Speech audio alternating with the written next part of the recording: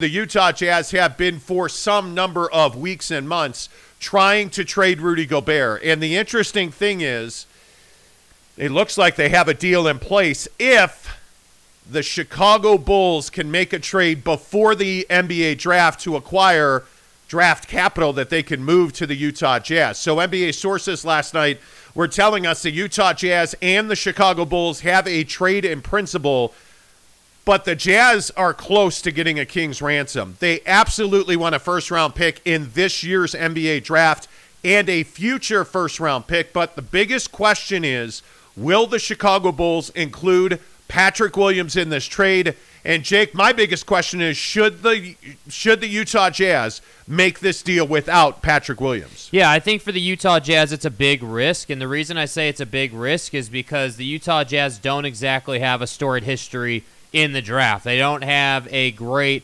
track record of getting big players from the draft and seeing those players pan out for them. And I think that, while, yes, that is the past, and while, yes, someone else was in control in Dennis Lindsey, it still kind of begs the question. And so, should they make the deal without Patrick Williams? I have a lot of reservations about that. Now, if you said to me, hey, you're going to get a top 10 first-round pick, let's say, and then one more next year, okay, I feel pretty safe in saying that in the top 10 picks in this draft, I can get someone that's a key contributor to our team, or someone that could come in and contribute for at least 20 to 30 minutes a night. Maybe not the guy that decides if you win or lose the game, but a guy that can really give you solid minutes. So should they make the deal without Patrick Williams? Only in a very certain and specific criteria would that work, and that, to me, would have to be a top 10 pick. I think you can't make this deal without him. I mean, that's just my opinion. I think when you look at Patrick and you look at what he brings and you look at what the Utah Jazz need, and I think it's very clear they need a perimeter defender. They need a better athlete on the perimeter to help them stop wing offenders in this league.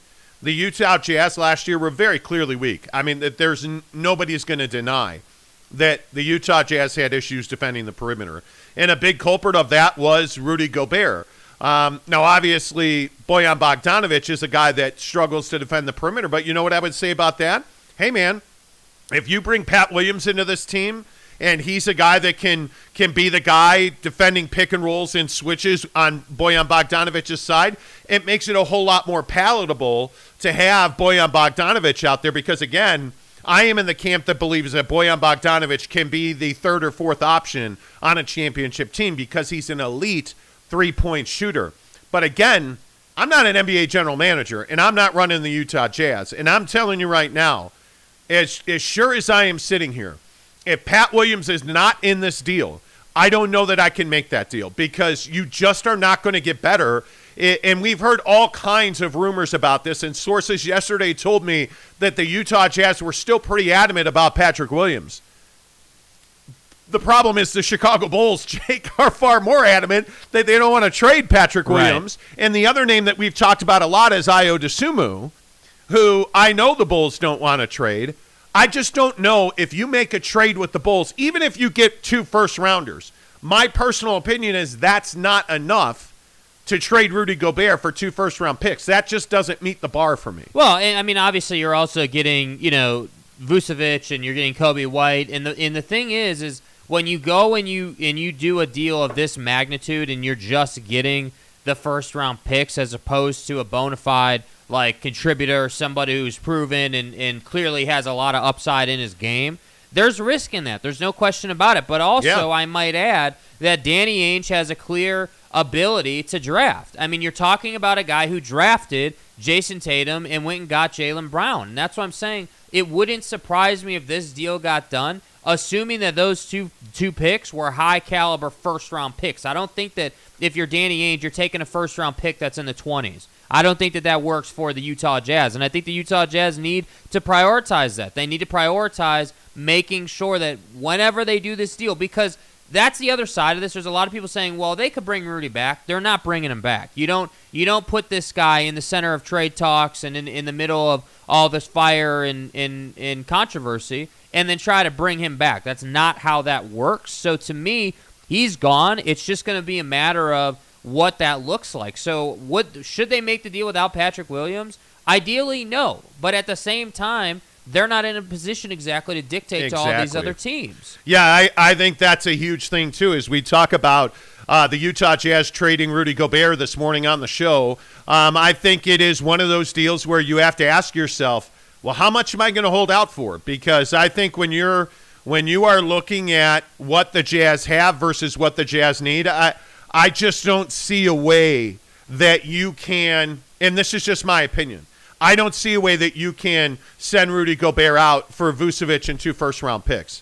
I just don't think that works. I also don't think it works to have, a guy like Rudy Gobert go out for Kobe White and Nikola Vucevic.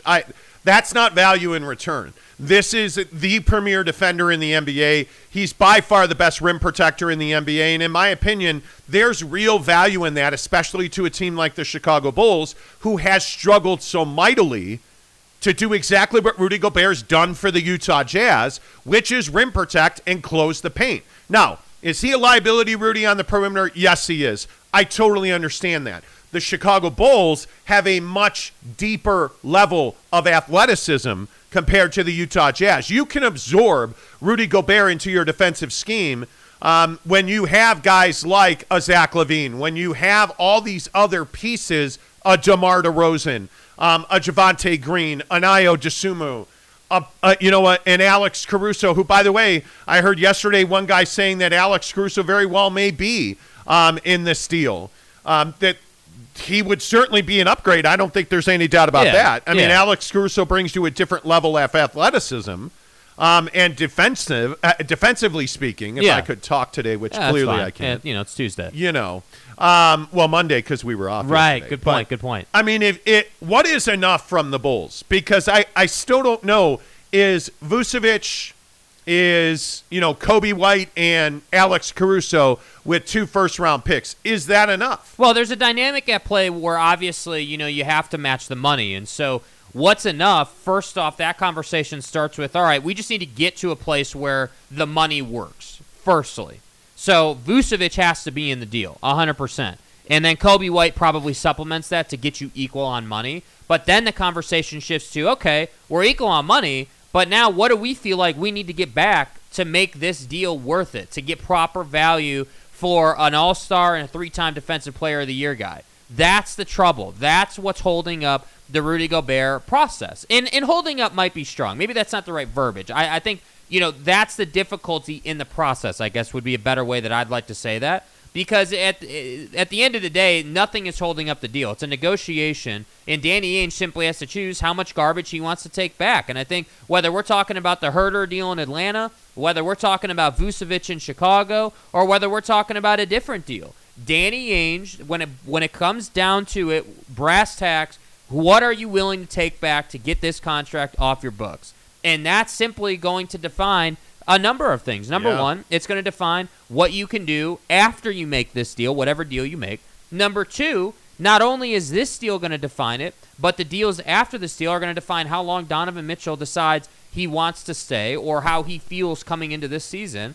And then number three, the deals that you make here, starting with this Gobert deal, are going to define what head coach you want to hire. So Danny Ainge, make no mistake about it, Danny Ainge, not Ryan Smith. Danny Ainge is the one controlling where this team goes and what the next 4 to 5 seasons look like for the Utah Jazz. Well, and I think you're exactly right. I mean, this is a huge moment in time for the Utah Jazz. This trade, and this is why I say when we talk about, hey, are 2 first-round picks enough? It's not. Because don't forget what the other edict is here, and that is the Utah Jazz have said they want to be a playoff team. They want 2 All-Stars supposedly, which – again, my sources at the Jazz tell me isn't necessarily the case. Yeah. They want 2 All-Stars because the All-Star game is in Salt Lake City. I think their biggest edict now is we've got to stay in the playoffs. And if you trade Rudy Gobert, you have to get a guy in return that makes you a better defensive team. And in my opinion, the biggest problem on the Utah Jazz has been that they're not very good at perimeter defending. Right. And I think Rudy Gobert is a huge problem in pick and rolls. And he tends to drop. We saw that multiple times in the playoffs. We saw that certainly multiple times during the season. Houston comes to mind where you have a guy like Christian Wood who switches, Rudy Gobert drops into the paint, and Christian Wood hits a game-tying three-pointer. That happened all year long. Patrick Williams solves that problem. But if I'm the Chicago Bulls, how willing am I to give up a guy like Patrick Williams? And the answer is I'm probably not willing to give him up at all. And so what else are you willing to put into that deal? That's what has to be figured out here because, again, the headline this morning is the Chicago Bulls and the Utah Jazz have a deal made, essentially, that requires the Bulls to go out and get additional draft capital. And from what I understand, the Bulls should be able to do that. If they're able to do that and they're able to trade the Utah Jazz 2 first-round picks, my guess is that the Utah Jazz, Jake, are not getting Patrick Williams. Yeah, and I think that's really tough. And again, this is sort of the, hey, well, this deal will be defined by what you make of it in the draft. And that's the thing where, as a Jazz fan, I think that you can take some comfort because the Utah Jazz for so long have just struggled in the draft. They have made mistake after mistake. They've tried to trade guys that just didn't work. And I just think that the Utah Jazz are in a different spot now. You've got a different guy driving the car. You know, he should be able to make something out of the draft if he does do that deal, which, again, I'm telling you is 50-50 at best. I have to agree. I don't love the prospect of not having Patrick Williams. I think he's a dynamic defender. He does so many things for you. Why would you not mandate that he's part of the deal? You have to have it. And that's where I really struggle. So I think, the draft is Thursday. You're 2 days from it, or I guess if you count today, 3 days from it. And I think that there's a lot of work that's got to be done, and you damn well better be ready for that draft. Yeah, I think you have to have him. I do. I just don't think that it's an option not to have him. Let's get your thoughts. Good morning to everybody. Hey, by the way, again, this is our new setup, so you're noticing if you're a longtime listener of the show or viewer of the show, our look is completely different. So is our audio, by the way. Yesterday, we really appreciated that you guys gave us a bunch of feedback talking about how the show sounded, how the show looked, what you were experiencing. Continue to do that because as we go through this is our second show with this new setup. We're going to tweak the audio. We're going to tweak the way the cameras look because we want it to be comfortable for you. So, hey, is the audio too loud? Is it too soft? Is it perfect? Let us know. Feel free to comment below. So, the Blind Swordsman DS. How the heck are you, man? Good to see you. He says, in the infamous words of Hawkeye, don't give me hope that Gobert is gone. Well, there could be that for certain. Steve Hambone says, shout out to Salt Lake Regional Medical Center. Just got a new hip and doing fine. And how are the Jazz doing? Well, ask me on Thursday. Right now, they're not doing great. Yet to be determined? Yeah, yet to be determined is probably the proper answer. Yeah, I think absolutely yet to be determined. Neville93 says, good morning, lads. Love the show. Neville, love you. Appreciate you being here. Leonard Donan Endelove says, Matt Barnes' reaction to Utah jersey was so funny. I don't know that anybody's reaction to the Utah jersey was so funny. And I don't know that the organization's real thrilled with the reaction to their jerseys. No, I would agree with that. By the way, he also says, we back, love the show. Thanks for being here. Michael Burton, how the heck are you? No team beating the Warriors next year. Probably all teams should sell up. Well, I think you should absolutely, there's no doubt in my mind, you should absolutely be building for the future. I mean, if the Warriors showed us anything, yeah, you can build a dynasty over a decade. I mean, they've won 4 rings in 8 years, even with all the KD and the Clay drama. And all the Clay injuries. Yes. They've won 4 rings in 8 years. It is a tough thing to do, but you have to start somewhere. And trading Rudy Gobert, in my opinion, that's where you start there. But if you're the Utah Jazz, these are the tough decisions you have to make. You have to be, for lack of a better word, cold-blooded about it in a certain sense because you can't say to yourself, well, this is a 3-time Defensive Player of the Year. We can't trade this guy. Well, yeah, you can, and that's why they're going to, and that's why I say anybody you hear right now saying they're not going to trade him, I would not trust that person because I think, based on everything we've heard, he is gone. It's just a matter of how they're going to go about it and what that looks like. Yeah, totally agree. Ryan Poole says, hey, guys, Jazz and Ute fan living in D.C. Been watching every day for months. Keep up the good work. What's up, Ryan Poole? Thanks, good to bro. see you. Thank you. Michael Burton says, Jazz won't be relevant this coming year, and any year Warriors have Curry, Clay, and Dre. See, I think that's an interesting point because Yes. I actually think there's a lot of people worried that that's the case. Well, you got to upgrade the roster, and I think that upgrade starts when you trade Rudy Gobert. That's the thing that I think a lot of people have to understand is that I know that the Jazz fans love Rudy Gobert, and you should. He's a fabulous player. But Don and Rudy specifically and this group around them haven't won. And the question you have to ask yourself is, do you want to win a championship more than you want to be a fan of Rudy Gobert? That's the question. And I think you have to want to win a championship more than you want to wear a Rudy Gobert jersey. As painful as that might be, and I know how passionate fans are about guys like Don and about guys like Rudy, at some point, change is very, very necessary on this ball club if you're going to win. So I think it is, and this is just my opinion. yeah. This is, again, the conversation of why you have to get Patrick Williams in this deal. Yeah.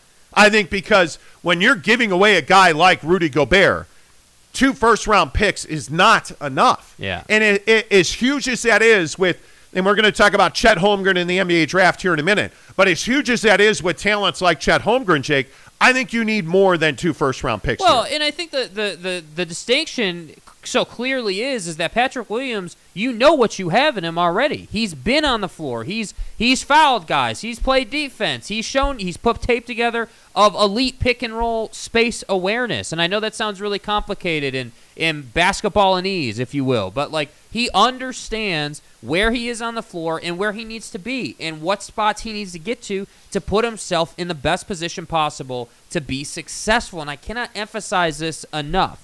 We're not just talking about what value we should get back for Rudy Gobert if you're the Utah Jazz. We're talking about Donovan Mitchell's career. We're talking about the timeline to at least contend for a championship, or, frankly, the timeline with which you're not going to be a postseason team. And I'm telling you right now, if Danny Ainge does this deal and Patrick Williams is not in it, I would have concerns about their ability to make the postseason based on who he is able to go and get in the draft. Yeah, and I just, again, say the Bulls don't have a whole lot to offer. They don't. And but they have enough. They have enough. They certainly do. They certainly do. And I think as you go through this, like I think Dustin Flannery makes a really interesting point. Do you think Chicago will offer Caruso or Ball instead of Williams? That is not a trade I'm willing to make. Correct. Caruso and Ball versus Williams is not a trade. That's not value. They're not comparable. Yeah, that's not value for the Utah Jazz. I mean, the problem with Lonzo Ball is that he is always injured. He does not play full seasons. Vexes me. Yeah, he is battling a knee injury right now that makes him wholly unattainable, in my opinion. Yeah. And I love Alex Caruso, as Jeremy Bolton and everybody else who watches this show daily will tell you. I think Alex Caruso's the cherry on top of your championship sundae. He's a guy you want on your team when you need somebody to dive on the floor after a loose ball or hit a key 3 in the corner. I'm happy to have Alex Caruso there. Right. But I got to have Patrick Williams in this deal to make this deal. It's got to happen. Like there's no way around that. And that's just me. But I think that the balance that we have to find, the balance the Utah Jazz have to find here.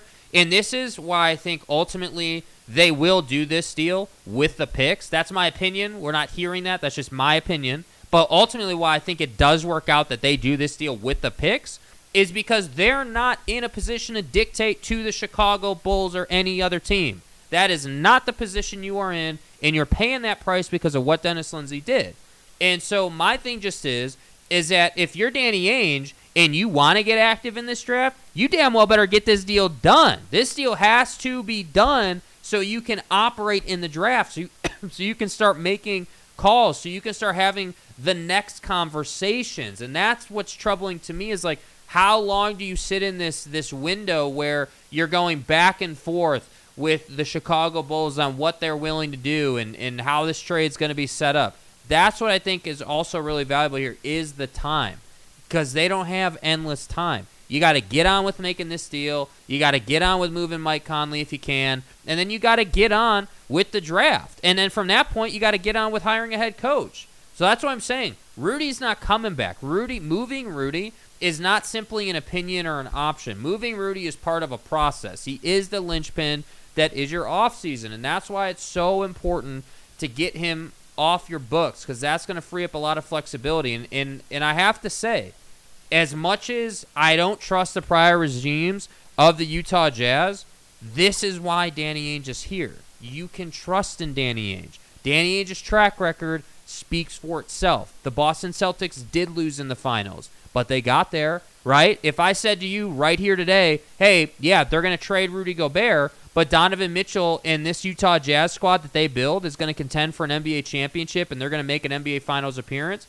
I think every Jazz fan would take that, because I certainly would. Yeah, I think so. I think sometimes we as fans, we get emotional about our players, and we forget that the ultimate goal is to win a championship.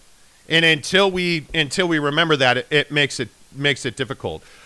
James Knight, good morning to you. He says it's counterproductive for the Bulls to give up Patrick Williams, a 20-year-old number 4 pick. Well, but if you're adding arguably the best defensive player in the NBA, a guy who's won a Defensive Player of the Year award 3 times, and what is your number 1 weakness in Chicago? You can't rim protect. And how does he play with DeMar and Zach LaVine? That's what I think people are excited about. Yeah, totally agree. Michael Burton says the Utah Jazz will do a fire sale because they can't beat the Warriors. There's no such thing as a fire sale. Yeah.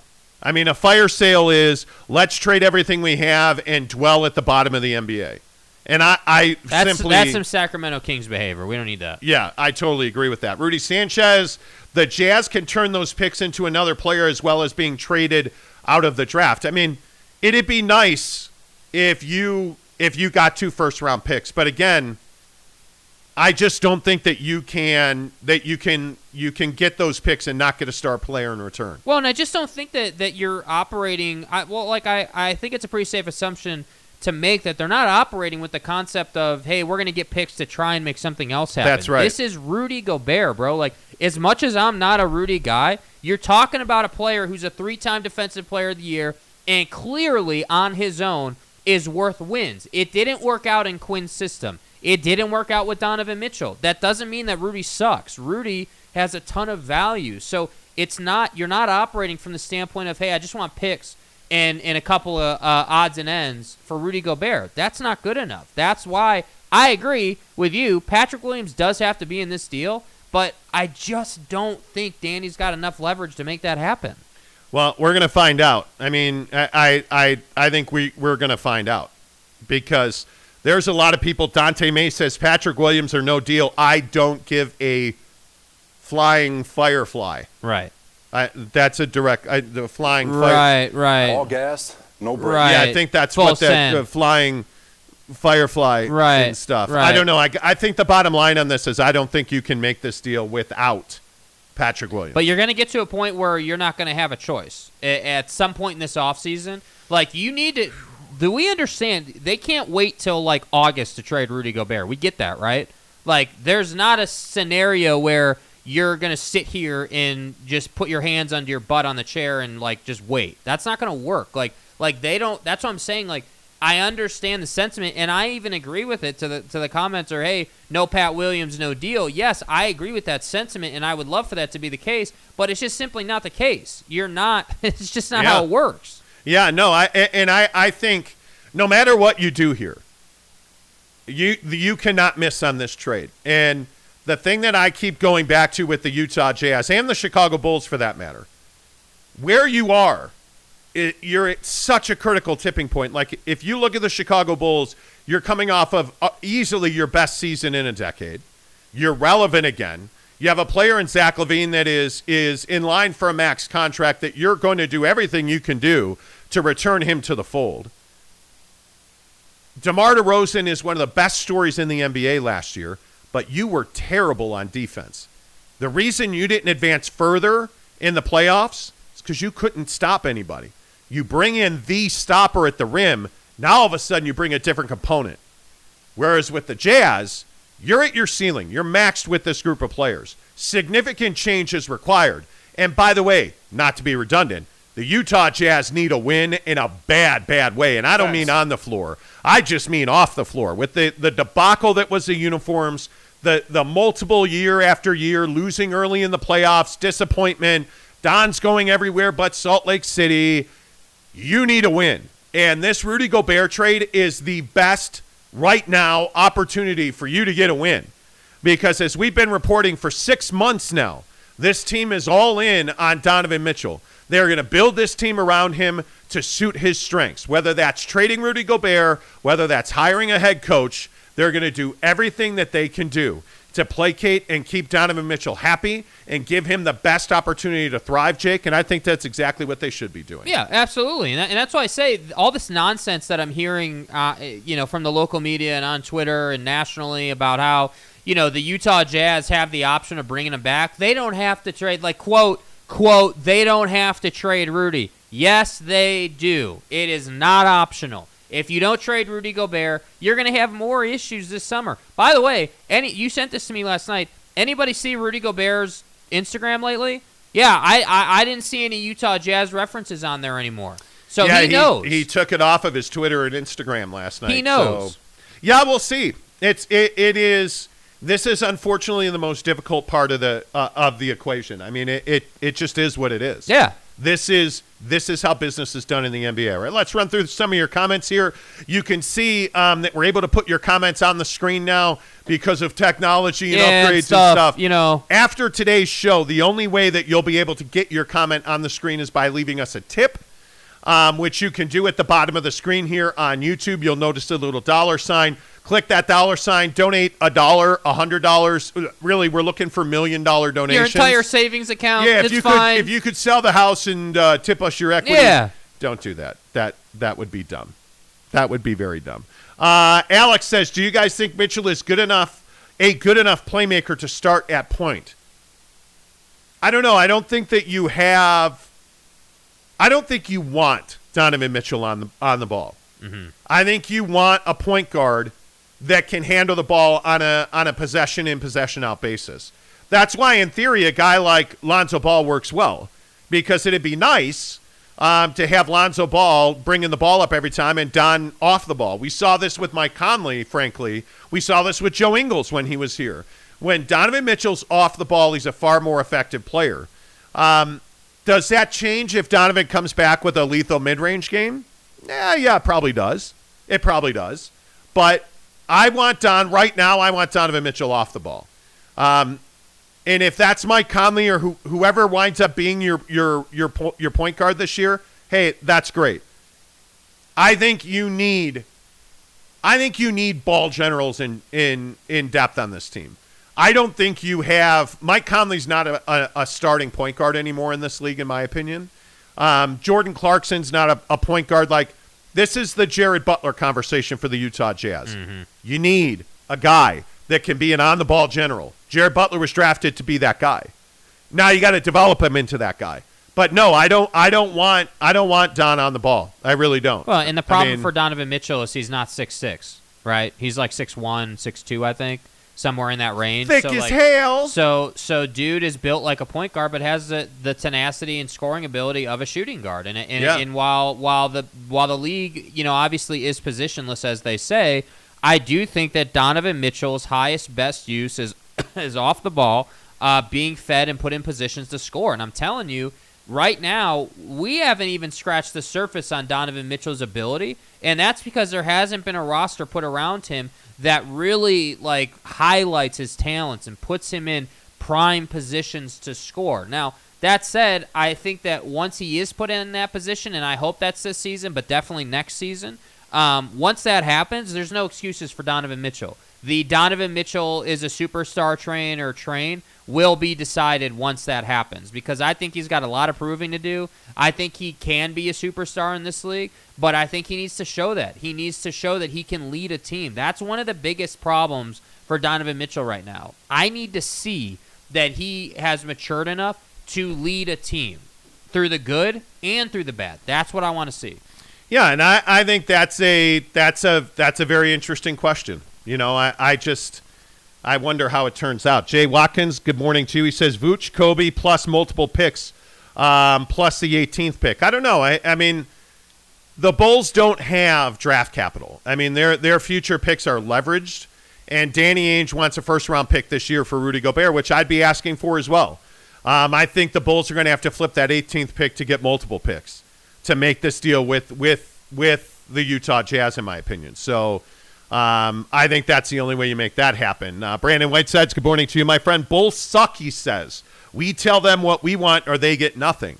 Well, the problem with that is you like that just doesn't work. See what I mean? Like that. And I don't think the Bulls suck. I think they what were they last year? 46 and 36 the Bulls are just or something? as good as are equal to the Jazz. They're not a lesser team. They in some instances are better than the Utah Jazz. Like DeMar DeRozan is a better scoring option than Donovan Mitchell, in my opinion. Zach LaVine is superior to any other secondary player that the Utah Jazz have. So I just think that right now the Jazz, again, are not in a position to say take it or leave it. That's not the position that they're in. They're in the position of they need to work with teams to get a deal done.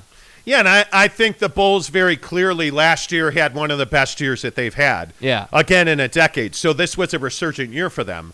But this is a team that faltered late, and they very clearly had an Achilles heel, which is rim protection and defense. And I think if you swap Rudy Gobert for Nikola Vucevic, this is a very different team. Yeah. This is a very different team.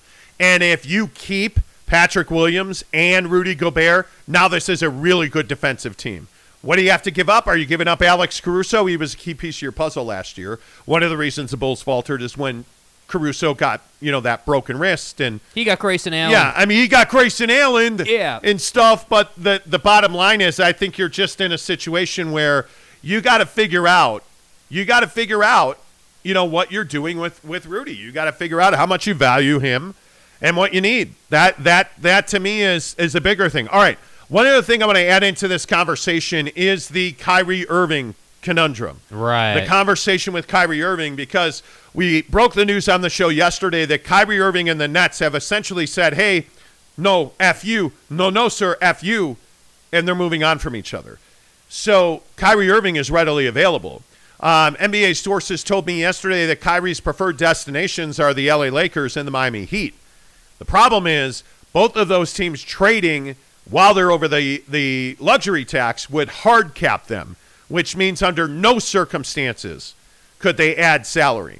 So what would have to happen is instead of doing a sign-in trade, which is what would hard cap the Heat and the Lakers, Kyrie Irving's going to have to bite the bullet and take the 1 year he has left at $36 million and find himself a trade to another team, whether that's LA, Miami, or another. He's got to find a way to make that deal happen.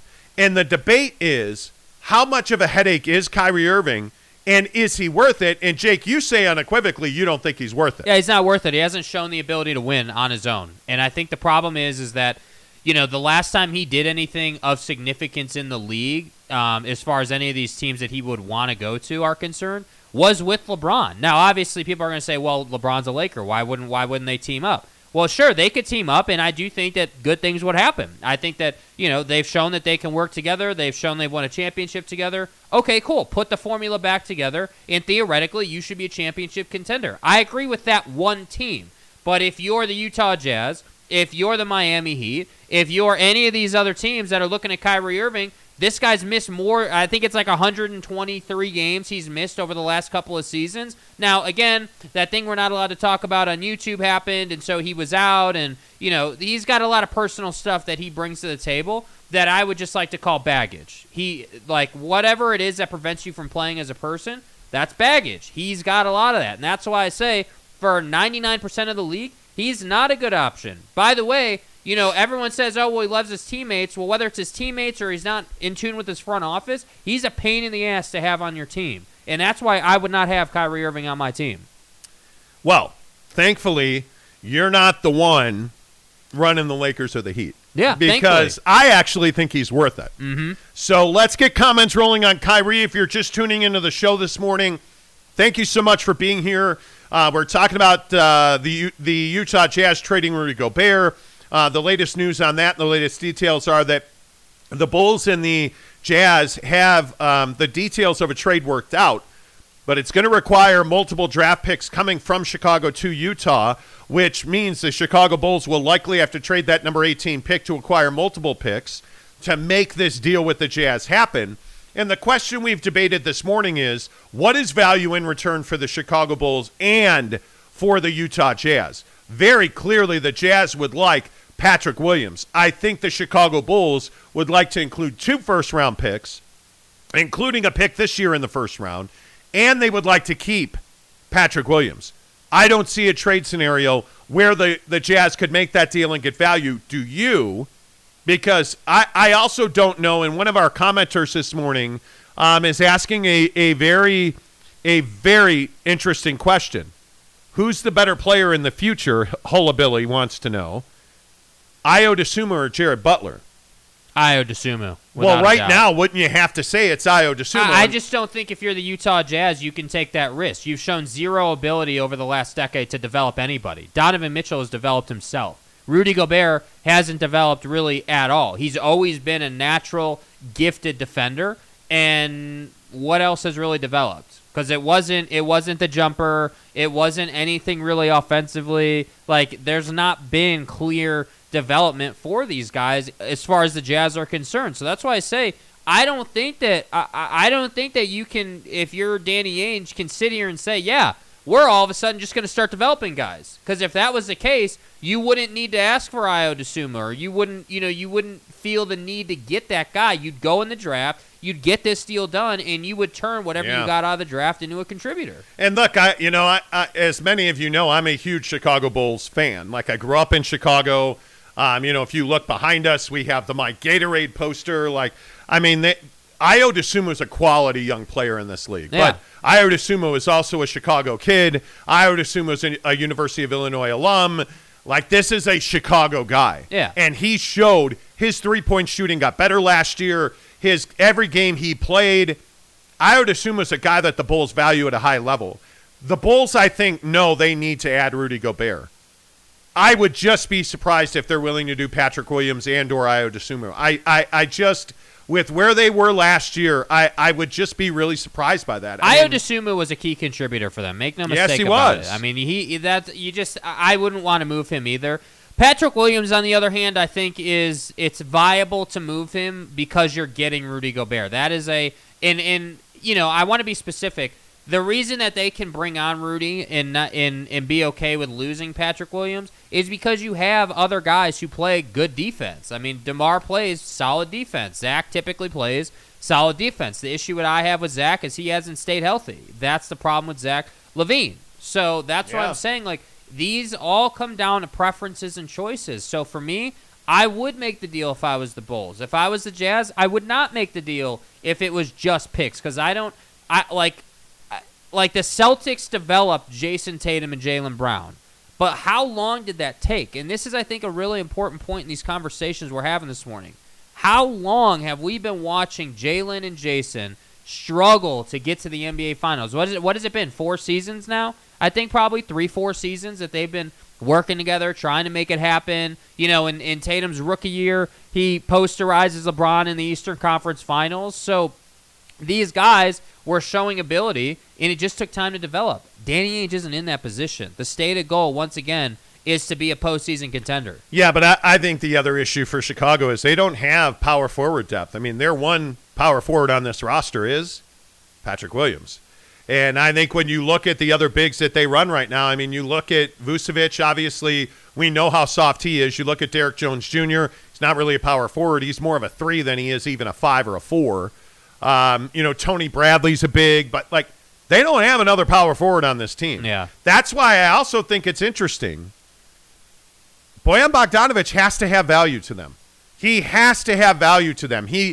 If you traded Bojan Bogdanovic in this deal to Chicago, and I don't know what it would take to make the money work there, but if you were able to do that, and I'm not saying they will, that has real value to the Chicago Bulls because they don't have a guy of that ilk, right?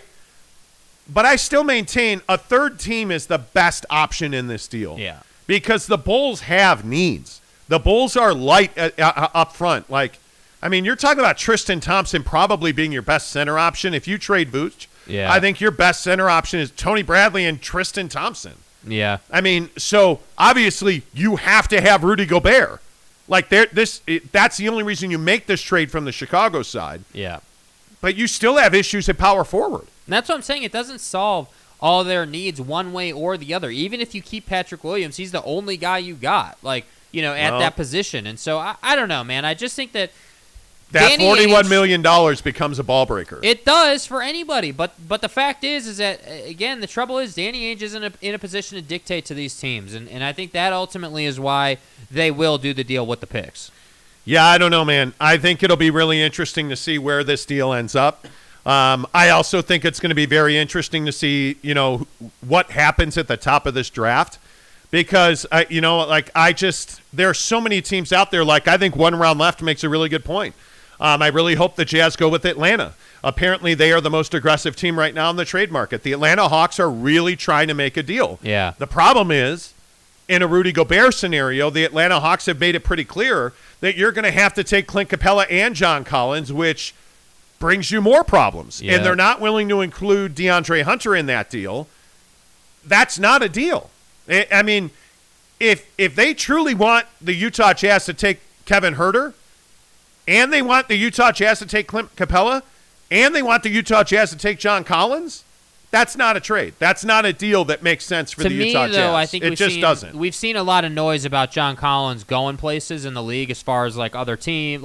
Yesterday there was a report about the Kings being interested in John Collins. So I think if you're the Utah Jazz and Danny Ainge, I think you're sitting here saying, okay, maybe we drop the John Collins request, but let's prioritize DeAndre Hunter then, because if I'm not getting John Collins, then I definitely have to have DeAndre Hunter. That ain't even a conversation, in my opinion. So but do you see what I'm saying? As we go through all these trade scenarios, do you see what's the trend that's happening here? Hey, you have Rudy Gobert. Hey, you're locked on money. Hey, you don't have picks. So here's what we're willing to give you, take it or leave it. It's coming back to the Jazz that way. The Jazz are not saying, we've got Rudy, this is what we want, take it or leave it. That's not the flow of conversation. No, but I also think when you look at the Atlanta deal is just so much more complex. But I don't think it has to be, though. That's the thing. I don't think it has to be. But again, value is the thing. I want nothing to do with Clint Capela. I mean, honestly, and I know we've talked about this deal at depth last week on the show. I mean, we're the first ones that had it, frankly. So we've been looking at it a lot longer than most. Clint Capela is not valued to me. But Capela versus Vooch. I would rather have Vucevic.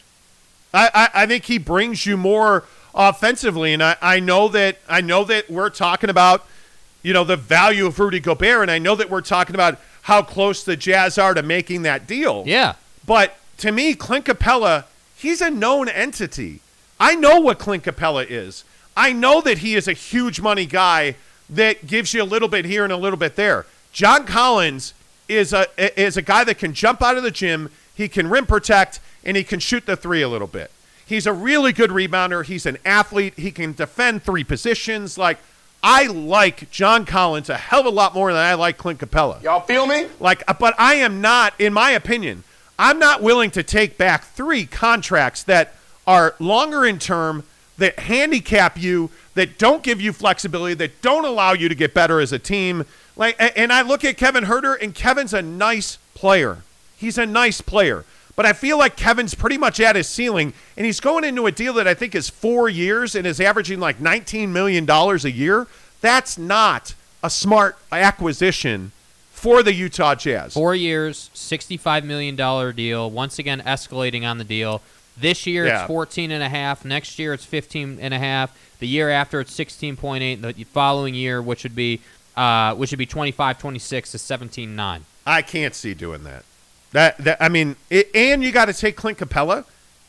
But I'm not willing to do that. The other side of this conversation, and I don't disagree. I'm not arguing that point. I agree with you on that. But I think the other thing that we haven't mentioned here is age of player. That's the other thing we're not talking about. Yeah, Kevin absolutely. Huerter is only 23 years old. And the guy, clearly, you don't get paid that kind of money without performing on some level. But I do agree. He's that guy that is a shoot first guy, like a 3 and a little bit of D guy, not like a 3 and lock you up defense guy. Yeah. So, he's trending more Duncan Robinson than Bojan Bogdanovic, and that's the concern that I would have. But I have to say, the Capela versus Vooch thing I think is super dynamic and a super good conversation because both of them, in my opinion, are known commodities. As you were saying about Capela, we know what Vuce is. Yeah. We know what Capela is. We know they have strengths and weaknesses. Yeah. Yes. And we also know that Capela was a savage in Houston with one guy, and that's James Harden. Their pick and roll chemistry, just those two, Capela was really good. I can't say the same about him being with the Jazz. I don't know that works that way. Well, and I also think Capela brings you, he can play a little defense. He's a really good rebounder. But, I mean, they both are. Yeah. I think when you look at the Vucevic versus Clint Capela conversation is an interesting one. It's fascinating. I mean, because they both do very different things. Yeah. I mean, Nikola Vucevic just does not defend. I mean, he is not somebody you want in a defensive set.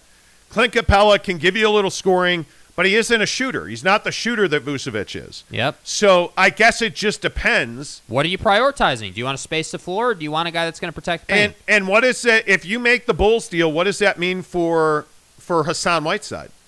I mean, I think that means you got to value Hassan Whiteside a little more. Yeah, I mean, I think that no matter what deal you make, whether it is Capela you get back or whether you get Vucevic back, either way, one way or the other, Hassan Whiteside is still going to get plenty of minutes because neither one of these guys is what Rudy Gobert was. And by the way, it should also be said that Quinn was taking Rudy out, 7 minutes into the game a lot of nights. Like Hassan was getting plenty of minutes. So that's why I say, either way, it's still going to be center by committee on this team. I have no doubt about that. Yeah, and we'll see. I mean, and I think one of the more interesting comments is this one right here from Tanner Plummer and the Jazz get D'Angelo Russell, right, Alex? Because Alex said, get Minnesota involved to take Capela, because one of the things we know is that the Minnesota Timberwolves would like to add Clint Capela, and I actually think that would be a good ad for them, and they want to move D'Angelo Russell.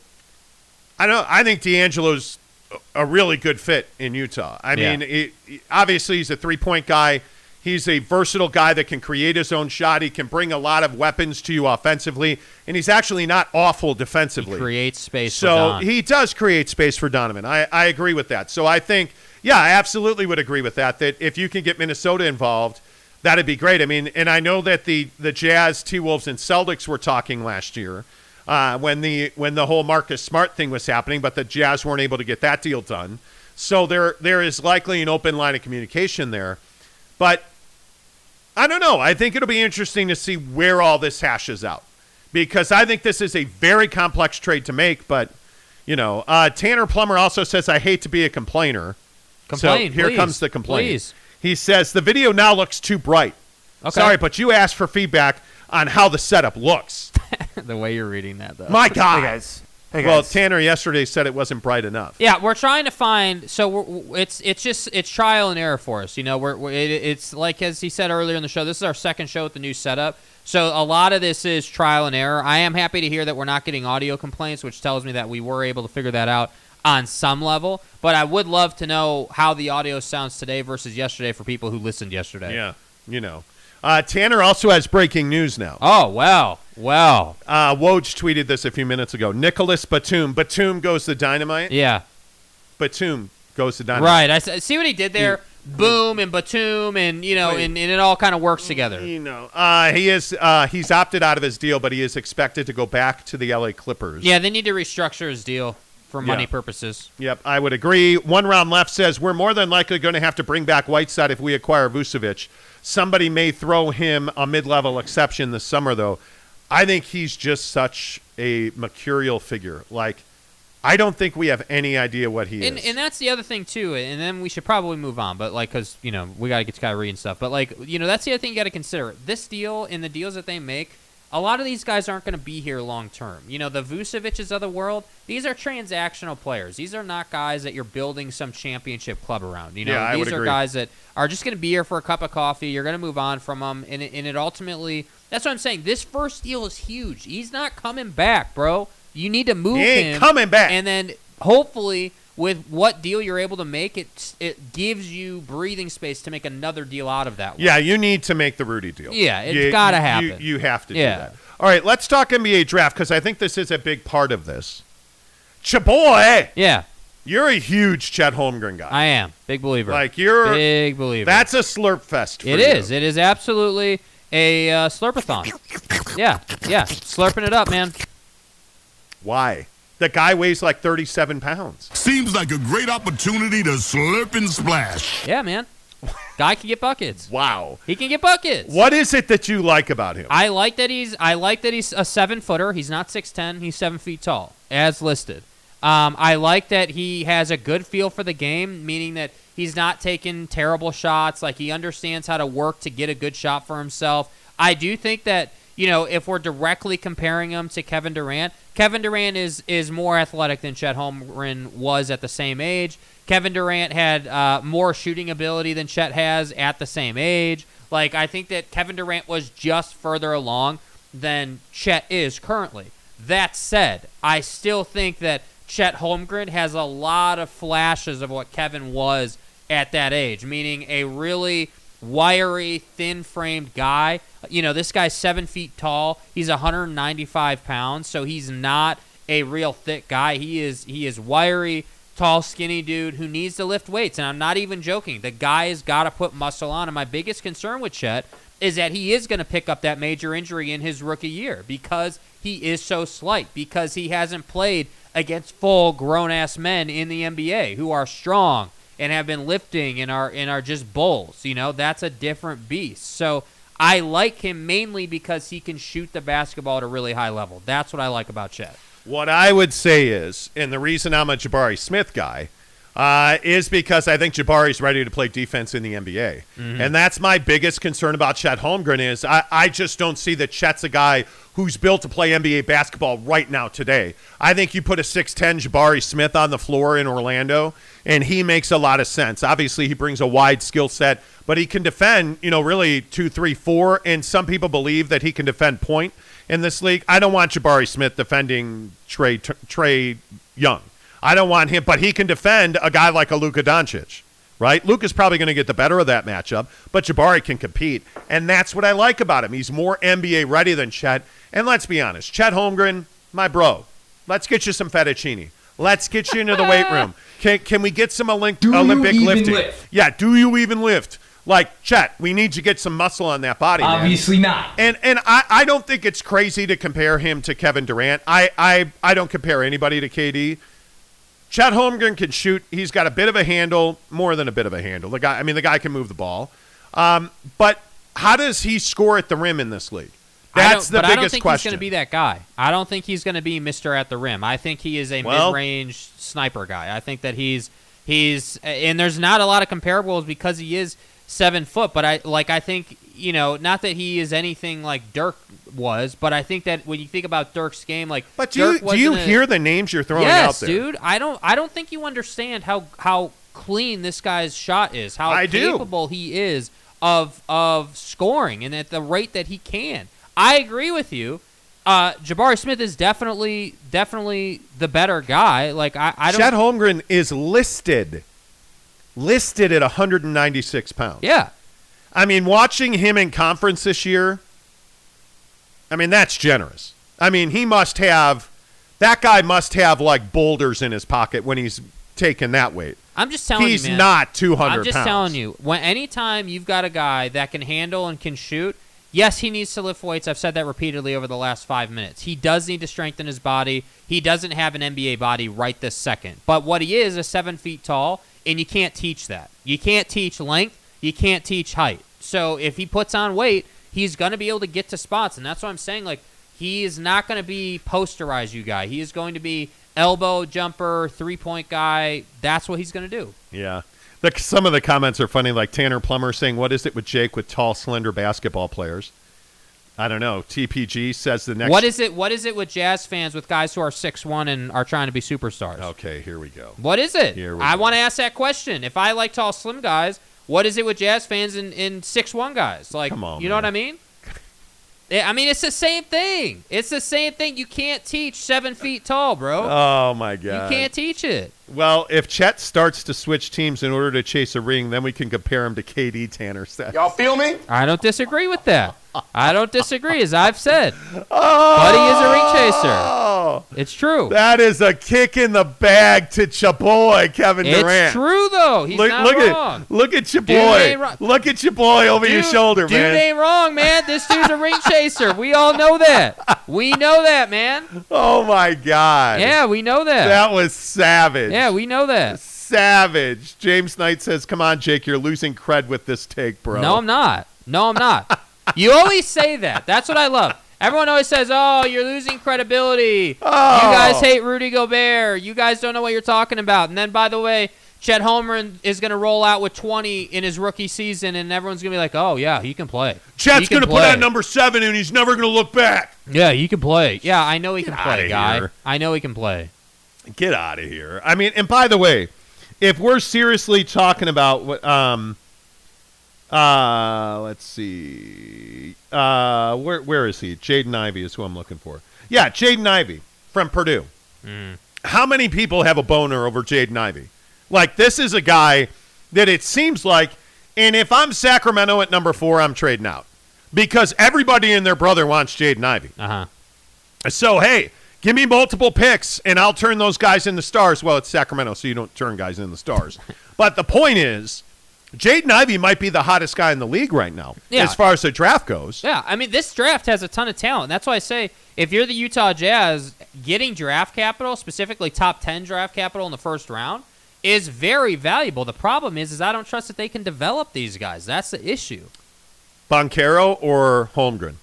Banchero. He's more ready now. Well, it depends on the team. I mean, if you're talking about Houston. a team Houston at number 3. If you're Houston, I think you want Banchero. But I think if you're, I think specifically if you're an Eastern Conference team, I think Chet's pretty attractive. But I think, first of all, I think Jabari goes number 1. I think Chet goes number 2. I think Banchero goes number 3. Yeah. Right? Those are by far the 3 best players in the draft. And I think Jaden Ivey goes 4 to somebody. Yeah. Because I don't think the Kings will draft there. But I think when you start looking at the other pool, I don't know that Jaden Ivey ever lives up to it because of that hype. But I got to tell you that my other guy in this draft is, where's Keegan Murray? There he is right there. The Pistons are said to be drafting Keegan Murray 5. That would be amazing. I mean, yeah. I think he has a chance. I think the Pistons, now, I mean, they got to trade Jeremy Grant. But as soon as they make that deal, I think they become a much better team. Because you need to go, and this is what I say about the Houston Rockets, and I know everybody says I'm crazy about the Rockets. Hey, you don't know what you're talking about, bro. I'm telling you the Rockets are doing this the right way. The Rockets are young, and they are suffering through their youth, which is exactly what Golden State did. Yep. Which is exactly what the Suns did with Book. Yeah. Like, if I am the Houston Rockets, that's what I would be doing. The Detroit Pistons have Cade. They have talent. I'm telling you, get a haul for Jeremy Grant. And if you can get Keegan Murray, I mean, I think he is. Sky's the limit. 6'8", 220. Yeah, I mean, so you see what I mean? So it's like, would you rather have 6'8", 220, or would you rather have, 7 foot 195? I think right now in today's league, you want 6'8", 220. I think you do, 100%.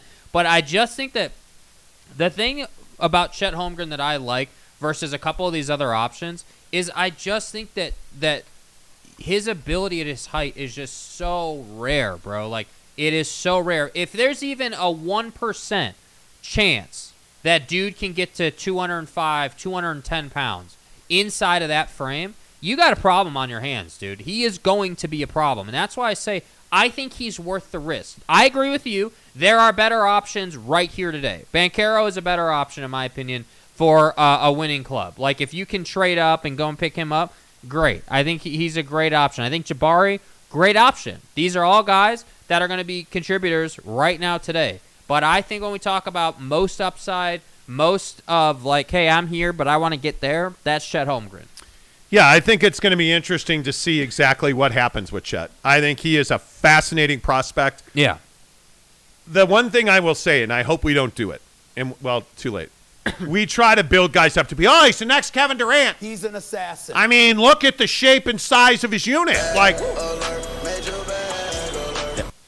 Bro, come on. It's Chet Holmgren. settle down. Come on. Like, we don't need to be comparing Chet Holmgren to Kevin Durant, Dirk Nowitzki. Like, I think we're asking too much of these guys.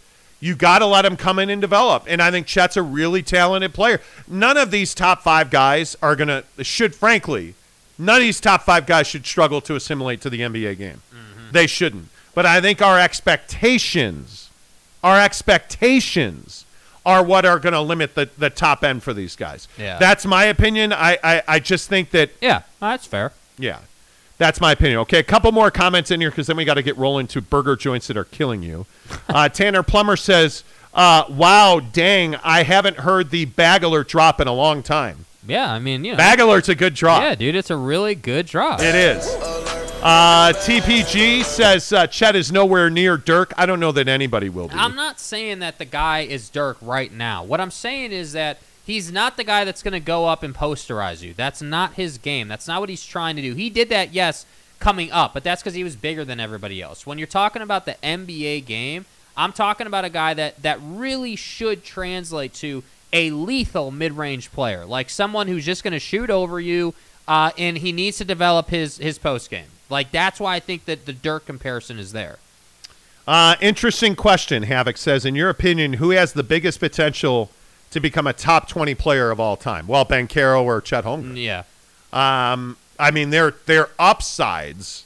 I mean, Keegan's a nice player too. But I think, and frankly, I think Keegan Murray could have been the best player in college basketball last year. Mm-hmm. I don't know how many people would agree with me on that. Probably not many. But when you talk about like all-time great talent, I don't even know that you can pass the name Chet Holmgren. I mean, he's a guy that, if you believe the hype and the skill set, I mean, you would have to go with Chet. I mean, I think, again, it's all about development. I mean, it's all about, again, Yes. there's no price you can put on a player's willingness to work in the summer. I mean, that's the biggest thing. And Chet has clearly shown his desire to work, but, like, again, when you get that money, when you get, $40 million or whatever the hell he's going to get for being the second overall pick, like, that changes you. Obviously, that's going to change you. So we'll see. Nicholas Stalzer, I hope I'm saying that right, says Chet is garbage. He averaged 14 points a game. KD averaged 28 his freshman year. Right, and I'm not saying he is Kevin Durant. That's not what I said. So you need to listen to what I'm saying. Actually listen to what I'm saying. Damn it, you casuals. I'm saying that, hey, his game is similar. There's a lot of flashes of these guys. Like, hey, tall, wiry frame, can shoot over anybody, clearly has great touch for his jumper, should really translate to a lethal mid-range player. And I would agree there's comparisons. I think KD was a far more developed KD is more athletic. player. KD is more explosive. KD has a better shot than Chet has. Like, I'm not saying that Chet is as good as Kevin Durant was. I clearly said he wasn't. Like, clearly. Kenny says, so what you're saying is Chet is KD. No, I'm not saying that. I'm not at all. I'm not saying that. Yeah, you are. Yeah, I'm not. Yeah, you are.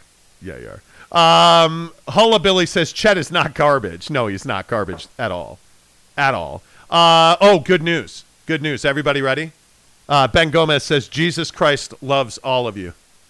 Not Jake. He doesn't, because Jesus Christ is a Chet Holmgren responsible. And we all know that Chet's not KD because Jake just said he's not KD. Jesus Christ loves Chet Holmgren.